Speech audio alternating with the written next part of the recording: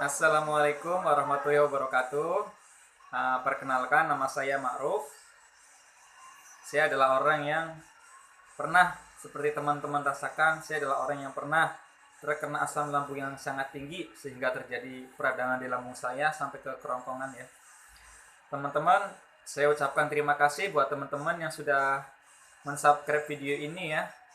Semoga subscribe dari teman-teman menjadi pahala buat teman-teman, menjadi ibadah buat teman-teman ya. Karena subscribe dari teman-teman itu membantu saya juga membantu teman-teman gitu ya. Untuk kali ini saya akan membahas mengenai kira-kira sampai kapan sih? Karena banyak yang bertanya ya. Kira-kira sampai kapan kita harus mantang makanan gitu ya? Makan ini nggak boleh, makan itu nggak boleh. Sebenarnya nggak seseram itu ya teman-teman ya. Baik teman-teman, mungkin di awal-awal teman-teman masih suka mengkonsumsi bubur ya. Biasanya kalau masih sakit itu konsumsi bubur. Nggak apa-apa ya teman-teman ya. Kalau kita misalkan uh, masih berasa sakit banget kalau makan nasi gitu, nggak apa-apa teman-teman konsumsi bubur. Tapi saya sarankan setelah nggak sakit jangan konsumsi bubur terus. Apalagi buat tipe tipe orang yang gampang lapar gitu, itu nanti malah cepet lapar, perut cepet kosong, asam lambung datang lagi, asam lambung meningkat lagi gitu ya. Jadi saya saranin buat teman-teman yang masih suka lapar nih, jangan makan bubur ya. Karena saya dulu juga dari awal kena GERD sampai sembuh itu malah nggak pernah makan bubur. Ya bukan nggak pernah, maksudnya nggak disaranin makan bubur sama dokter ya. Jadi saya saran dari dokter itu tetap makan nasi ya, tapi nasi yang masuk ke dalam lambung kita itu benar-benar halus, bukan bubur ya. Jadi di sini kita ngunyahnya aja, ngunyahnya yang lembut gitu. Karena mungkin kita bisa mengambil contoh dari sunnah Nabi lah. Minimal kan ngunyahnya itu 33 kali ya, 33 kali. Nah, kesimpulan dari ngunyah 33 kali itu biar lembut. Nah, kalau kita ngunyahnya lembut, otomatis si makanan itu juga udah bercampur dengan air liur kita. Secara tidak langsung, air liur kita itu juga bermanfaat dalam proses pencernaan di dalam lambung kita ya, biar seimbang enzim-enzimnya ya, teman-teman ya. Jadi itu teman-teman, buat yang masih sakit nggak apa-apa lah makan bubur, tapi yang udah enak, yang makannya udah nggak mual lagi, udah jangan kebanyakan mantang, apa aja dimakan, tapi kecuali yang berlemak tinggi, santan itu jangan. Yang pedas-pedas, bukan hanya cabai ya, pedas merica, jahe, terus apa lagi, yang pedas-pedas lah jangan. Itu yang mengandung kafein jangan ya. Itu tapi kalau misalnya kita udah enak makannya, udah nggak mual lagi gitu, teman-teman makan apa aja. Saya juga dulu gitu, makan aja apa aja, yang digoreng juga nggak masalah. Yang penting gorengnya itu jangan jangan semuanya digoreng gitu ya. Adalah satu yang digoreng tapi sisanya itu sayur. Intinya seimbang gitu, gizi kita seimbang gitu ya. Jangan sampai makan ini takut, makan itu takut, itu nggak boleh. Karena yang dibutuhkan kita sekarang, yang dibutuhkan oleh tubuh kita sekarang, yang dibutuhkan lambung kita sekarang adalah gizi. Gizi teman-teman. Untuk apa? Untuk ngembaliin lapisan lambung, untuk dia, jadi tubuh kita tuh nanti menyembuhkan lukanya sendiri ya. Ya contoh aja kayak misalkan kita kena pisau seret, nggak usah diobatin. Biasanya kita nggak diobatin kan kalau luka dikit, tapi dia menutup sendiri, sembuh sendiri gitu ya. Nah itu cara berpikirnya seperti itu. Nanti tubuh kita juga akan meregenerasi sel-sel lapisan lambung sendiri ya gitu. Jadi yang dibutuhkan tuh sekarang gizi teman-teman, itu paling penting gizi ya.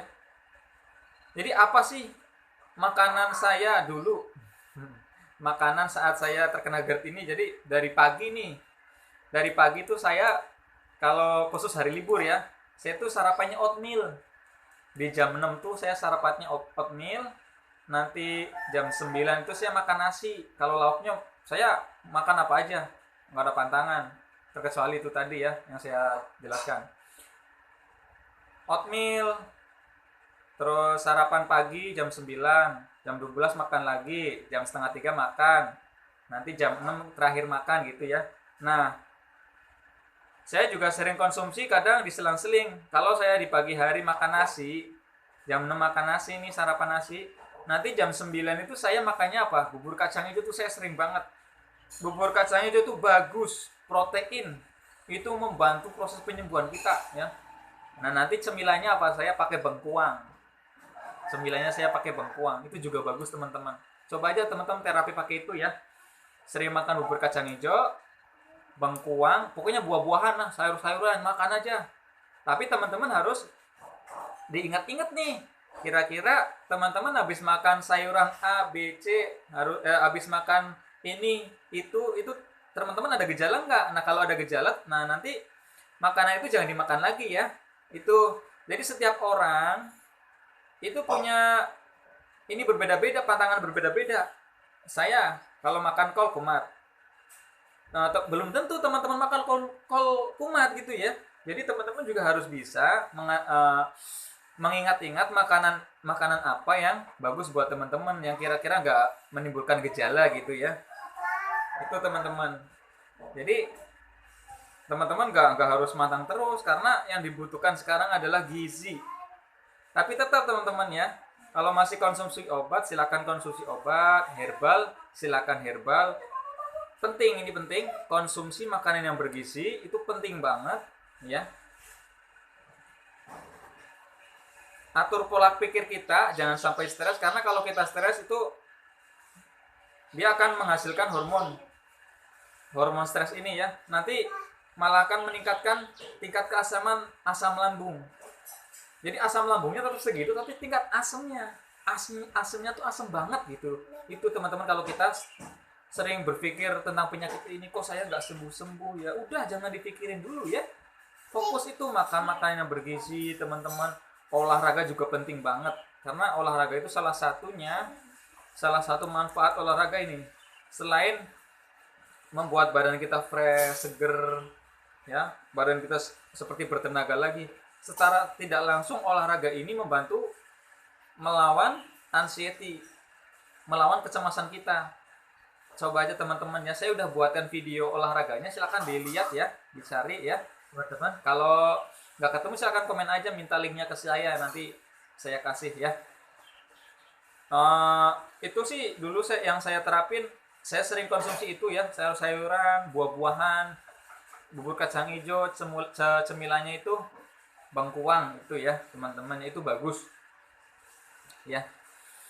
Mungkin itu yang bisa saya sharing untuk kali ini. Untuk video selanjutnya mungkin saya akan membuat video buat teman-teman, kenapa kita sering muncul sensasi atau asam lambung tinggi itu ketika pagi hari atau sore hari ya. Makanya teman-teman yang belum like video ini silahkan di like, yang belum subscribe silahkan di subscribe ya. Biar teman-teman kalau ada video terbaru dari saya, nanti teman-teman yang gak usah nyari-nyari, nanti muncul di beranda gitu ya teman-teman ya. Mungkin itu, mohon maaf kalau ada salah-salah kata, semoga teman-teman cepat sembuh ya, amin. Saya akhiri, wassalamualaikum warahmatullahi wabarakatuh. Terima kasih.